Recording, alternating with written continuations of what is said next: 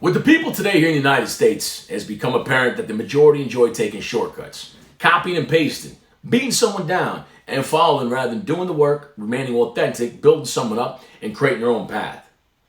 With the world in the midst of pandemonium, fear, and blame, I present to you the opportunity to come together, unite, and rise as one. You see, in January, the United States and China signed an agreement which China committed to purchase an additional $200 billion in U.S. goods over the next 2 years, reducing various agriculture barriers, boosting intellectual property protection, liberalized exchange rate policy and financial service sector, and ending forced technology transfers. You see, China used to dissolve the currency to make it cheap, so they could sell more to the world, which was unfair to the United States and the rest of the world, and definitely weren't happy about if one was to invest in technology, well then, one must share theirs too. Now, feeling a bit strong-armed, ironically, 2 weeks later, when the United States market is at an all-time high, the virus breaks out in Wuhan, China, and has now made its way aggressively into the Western world. Recently, China, with a population of 1.4 billion people, reported no newer cases. Now, I'm not degrading China, but it's been known that hygiene and food choices have not been one of their greatest strengths. And with that being said, how'd they recover so quickly? I mean, what are they hiding? And why haven't they shared how they recovered so well from the outbreak? Also, if you look at the surrounding countries and the ties of China to them, tell me how any of this makes sense. Mongolia, 3 million people with 4 cases. India, 1.4 billion with 173 cases. Russia, 150 million people with 131 cases. And Thailand, 63 million people with 50 cases. Recently, Italy, with a population of 60 million people, 60 million, recently recorded 627 deaths, bringing the total of 4,032, or roughly 777 more than China. China's a country with a population 20 times larger. Is it possible that China was willing to sacrifice some of their own for the greater cause? Maybe. Is it possible that China aimed to destroy the markets worldwide? Maybe. While everyone is selling in the markets, who do you believe is buying them all up and looking to nationalize worldwide stocks? How is it that U.S., England, Canada is all down over 26%, as well as the rest of the world 20%, and China is now at 3% increase? Even gold has dropped. Who's the top holders of gold? U.S., England, Japan, France, Italy, and China. Who do you think is buying up all the gold? I'll wait. The CEO for Adidas recently said that all the facilities are back online and producing 100% capacity in China. With the United States and Europe running out of supplies and not bought up anything from China in almost 2 months, and now that China's containing the virus, who do you believe will be buying billions from, ultimately making their economy boom? I'll wait. Around 88% of the active pharmaceutical ingredients used in the drugs for the United States market were manufactured overseas in 2018, according to the FDA. But China's pivotal role in the pharmaceutical industry, in particular the manufacture of cheaper generic drugs that have lost their patents, has largely gone unnoticed. Its dominance of that segment of the industry is largely due to its commanding position in the production and exports of so-called active pharmaceutical ingredients, also known as APIs. These are the chemical building blocks for many crucial drugs like penicillin, painkiller ibuprofen, and the popular diabetes drug Acute. Since the 1990s, U.S. companies have increasingly imported pharmaceutical products from India and China, where ingredients are cheaper and manufacturing is subject to fewer regulations. And as a result, the United States now relies heavily on China and India for its drug supply. The United States also relies on these two countries for a supply of generic drugs, which account for 90% of the medicines that Americans take. India supplies 40% of over-the-counter and generic prescription drugs used in the United States. Now, we shouldn't panic, but we do have reason to be vigilant. So far, the FDA has only warned us of one drug that is in short supply, but didn't specify which drug. It said that it's monitoring 20 other drugs, but that all those are considered non-critical. Now, the FDA has not said which medications are at risk of supply chain disruption. Probably the most at risk are APIs that only China supplies, including types of antibiotics and vitamins. Now, Chinese pharmaceutical firms have captured 97% of the United States market for antibiotics and more than 90% of the market for vitamin C. In 2018, 95% of ibuprofen, 91% of hydrocortisone, 70% acetaminophen, and 45% heparin came imported from the United States from China. What items have you been buying up during this time? Why isn't China sharing with us how they handle the outbreak so quickly? I mean, with everyone so quick to blame Trump, the real question is, why isn't anyone blaming the media? They tried so hard for so long to get Trump out, but why? Impeachment, trade wars, immigration is still no political gain or financial victory. So why not attack him in his greatest strength, the economy? You remember what happened in the NBA with Houston Rockets general manager saying he stands with Hong Kong and supports the protest for freedom? And immediately after the Chinese government pulled out of all the NBA contracts were China, where the NBA commissioner caved in soon after and apologized to the Chinese, hey, double down on the virus, instills fear and mass pandemonium, and destroy the economy, thus making China the largest economy in the world. Regardless of who you voted for, and you like him or not, he is still our leader. And in a time of crisis, no one is doing any good by further attacking our leader, thus dividing us further away from each other, rather than uniting and rising as one.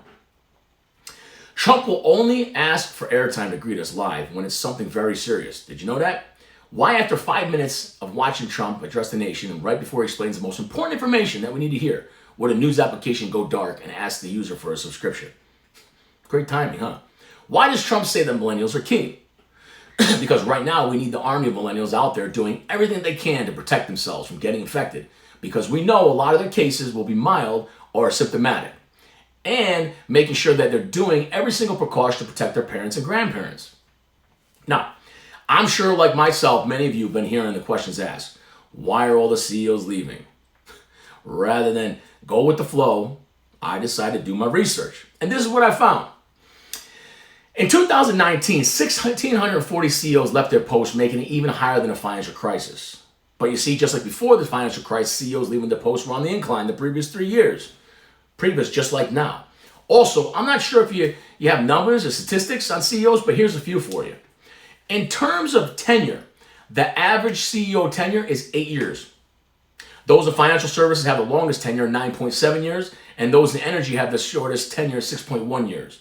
Now, with this, we must take into consideration the CEO's relationship with his employees, customer relationships and service, performance, and credibility, or simply something they did or someone messed up. Well, let me ask you this. If you were a CEO, and when you were hired, a part of your incentive package was a large amount of shares that you could increase or decrease depending on the market and your leadership and decisions you make for that company, but you couldn't cash out on your shares well with the company, what would you do in a market going down fast and you can drink that cup of coffee? You have family, right? You claim family first. Would you go down in flames with the company, seeing what's happening? Or would you cash out and be there for your family? I'll wait. Now, everyone is talking about Bill Gates and how he left Microsoft and how he had a meeting recently on the COVID-19 and how now he's going to be the one to create the chip and put it in with the vaccine so the government keep tabs on everyone. I don't think we're there. Not yet. Well, let me enlighten you a bit more on Mr. Gates. Do you know that he actually stepped down from the CEO position in 2000? Then in 2008, he left his full-time role to focus on all of his efforts in philanthropy. And if you haven't had the opportunity yet to watch Bill Brains on Netflix that came out in September 2019, that walks you through some of his life's most incredible work, I'm sure you got some time right now to do that. For example, his focus on eradicating polio worldwide, where he actually stopped the virus in India in 2011, or where he and his team created a waterless solar-powered toilet in Dakar. The Bill and Melinda Gates Foundation is one of the largest private philanthropic organizations in the world and spends $2 billion a year on Africa alone, largely to improve health and agriculture with access to vaccines and more productive seeds. Now, with a score of 1,590 out of 1,600 on the SAT and an IQ of 160, I believe Mr. Gates might be a bit further ahead in his brain than most human beings. And for that, I can appreciate a man who is relentless in his work ethic and poised to create a better world. Now, with all the chatter about martial law, how many of you taken the time to understand exactly what that means? Or how many of you actually taken the time to visit the CDC website and properly educate yourself on the disease and understand why it's so important for social distancing at this time? When people don't listen when listening is needed most, people get punished, just like when we were kids, right?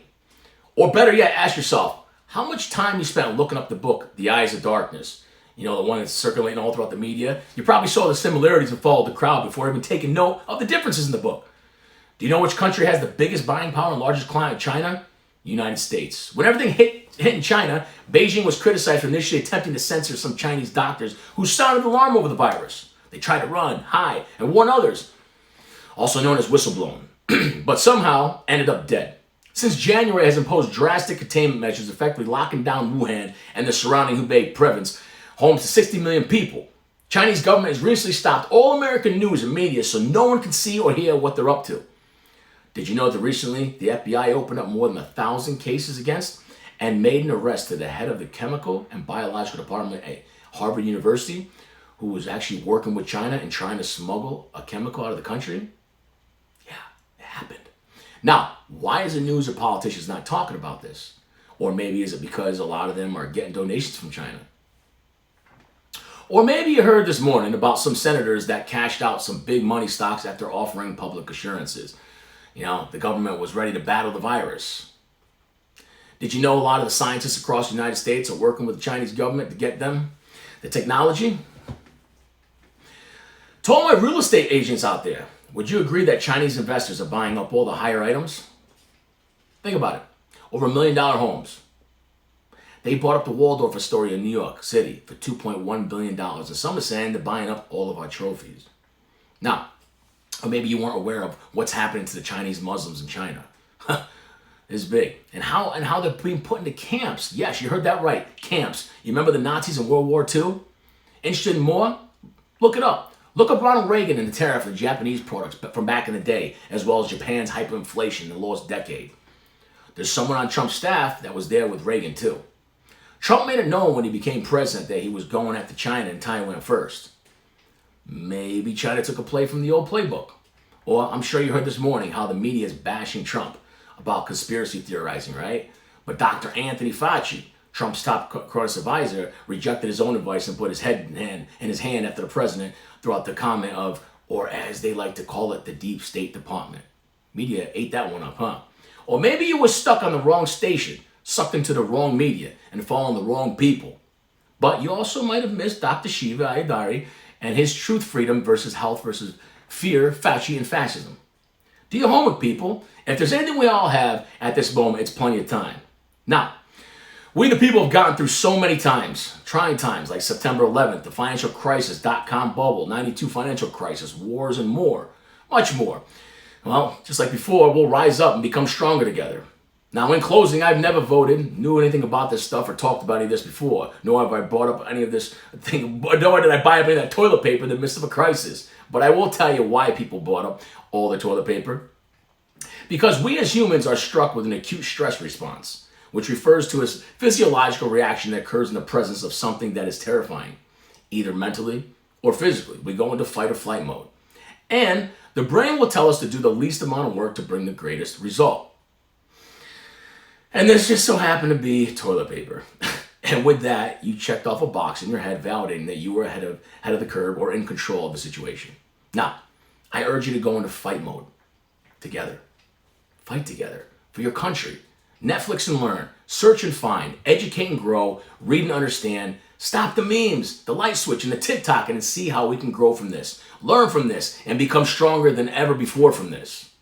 It's time to stop the blame game and put our best character into the real game. In a time of darkness, be the light that shines upon others, and let us unite together and rise as one. Each one, teach one. One rise, we all rise. God bless you, God bless America, and God bless all of humanity. My faith is strong in my Lord and Savior Jesus Christ, and my faith is strong in you.